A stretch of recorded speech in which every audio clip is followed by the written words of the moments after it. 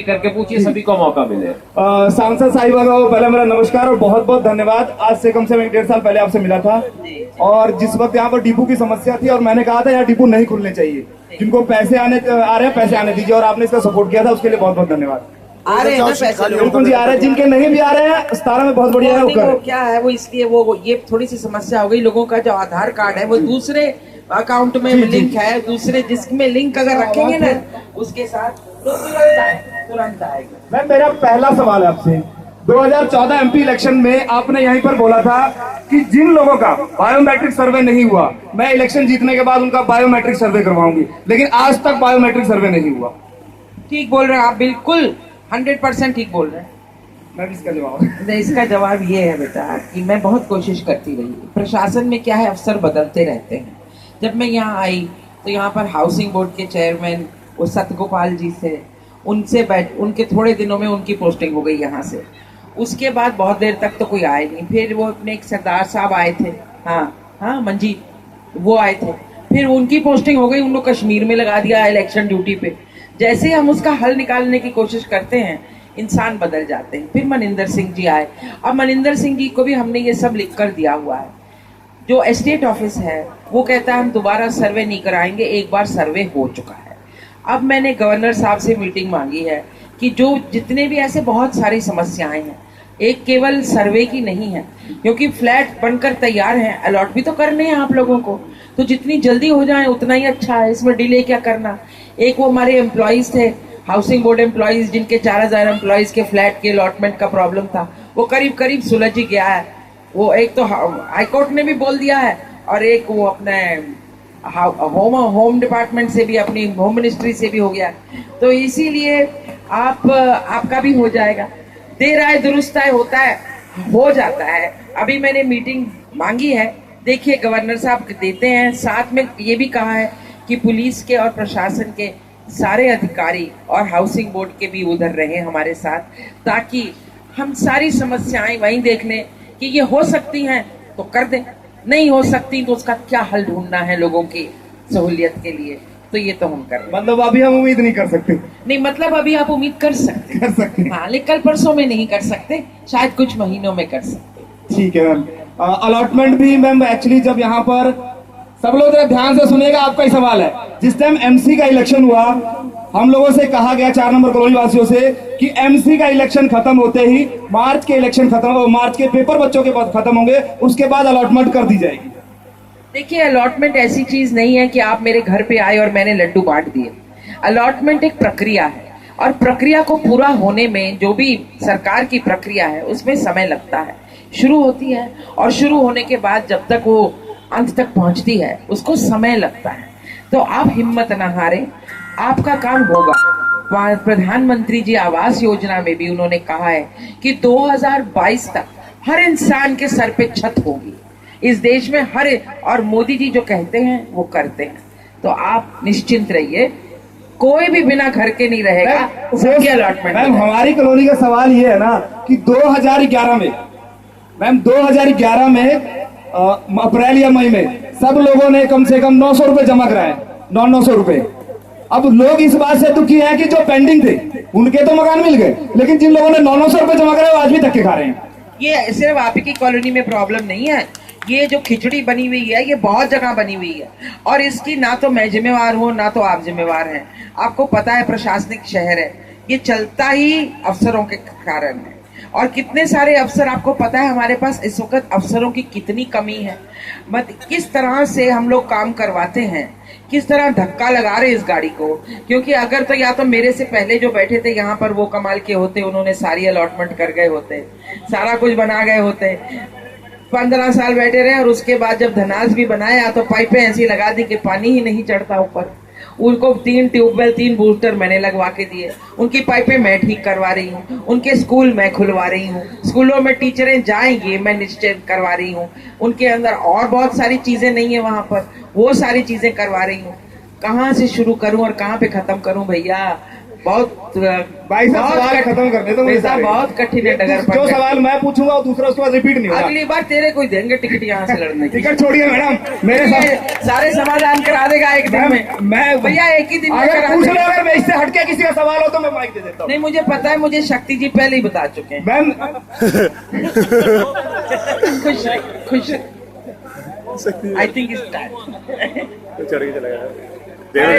कोई बात नहीं खुश।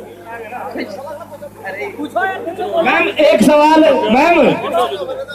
मैडम जी सुनिए एक मिनट, बड़ा सही सवाल है। हमारे प्रधानमंत्री जी ने स्वच्छ भारत अभियान चलाया है, बड़ा जबरदस्त चल रहा है और हमारी कॉलोनी में सुपर। सुनिए, जहाँ पर पैसे नहीं दिए जा रहे सरकारी शौचालय जनानियां डब्बे 5 मिनट का पैसा लेके जाती, इतना जबरदस्त स्वच्छ अभियान चलाया।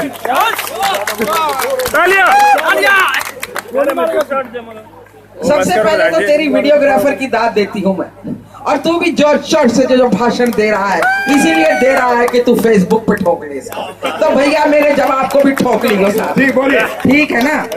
सबसे पहले स्वच्छता किसकी जिम्मेदारी है मुझे ये बताएं।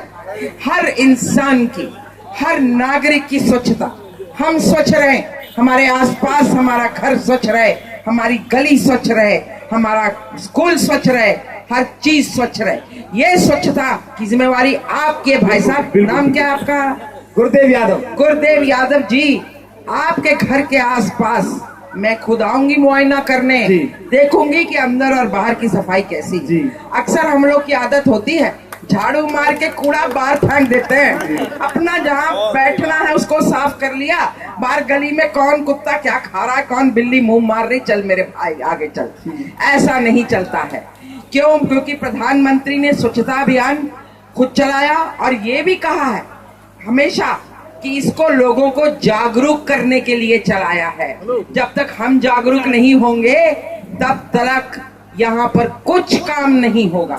हमको खुद अपने गंद, अपनी गली खुद साफ करनी पहले सीखनी चाहिए। महात्मा गांधी तक खुद सफाई करते थे, तो आपको कौन रोकता है? अगर आप इतने ही ज्यादा भरे हुए हैं कि अपनी कॉलोनी से, कल से देखो आपके लीडरशिप में यहाँ पे स्वच्छता अभियान चले, आप अपने हाथों से उसे लीड करें और यहाँ पर गलियां साफ करें। मैं आपको ये हक देती हूँ, कोई आप बीच में ना टोकिए, आपको कोई नहीं रोकेगा। यहाँ बैठे एनपी शर्मा जी, शर्मा जी आप रोकेंगे इनको स्वच्छता से? वेलकम है जी, मोस्ट वेलकम है। आप आइए हमारे साथ जुड़िए, कंधे से कंधा मिला के काम करिए, हम आपके साथ खड़े हैं।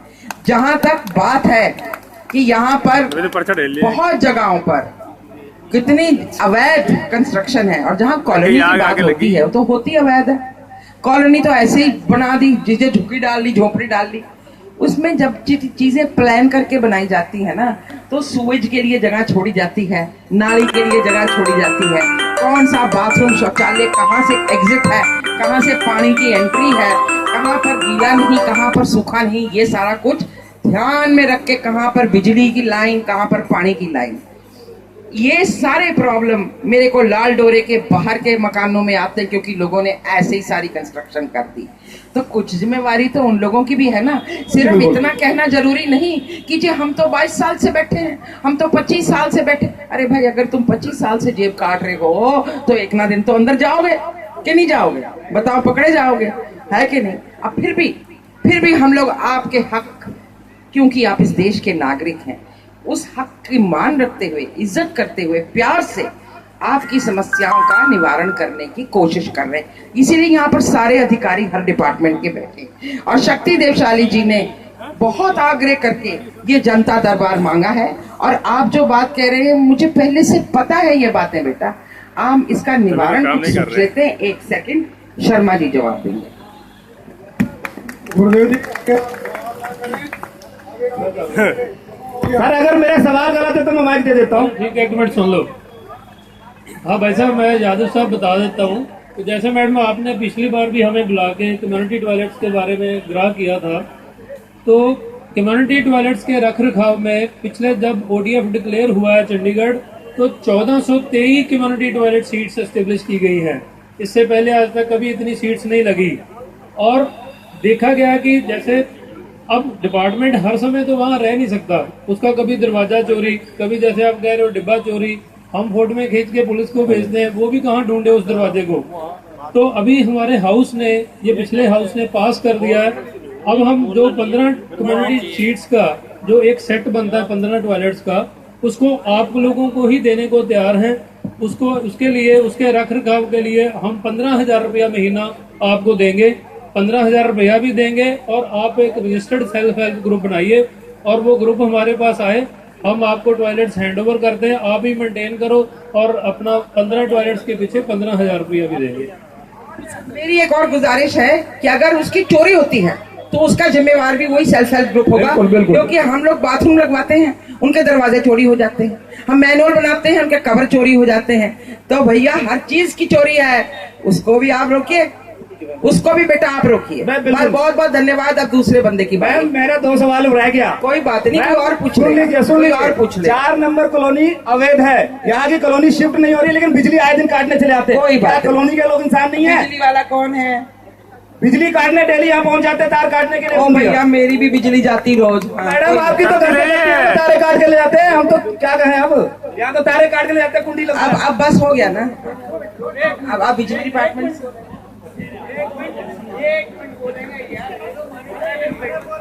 आ गया बोल सर, बोलो बोलो। 1 मिनट रुकिए, 1 मिनट रुकिए सारे, सभी एक एक प्रश्न ही पूछेंगे, ठीक है?